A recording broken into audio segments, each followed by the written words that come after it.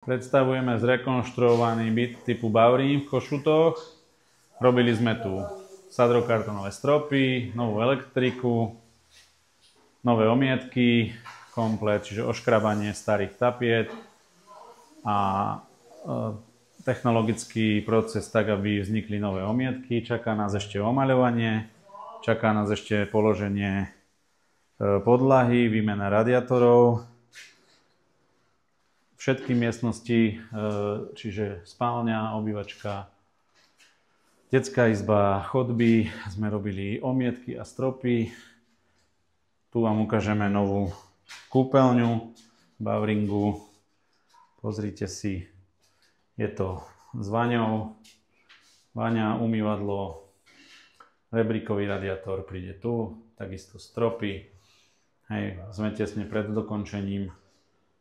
Zatiaľ to je v takomto stave. Nové vecko, takisto obložené na novo, pripravené všetko.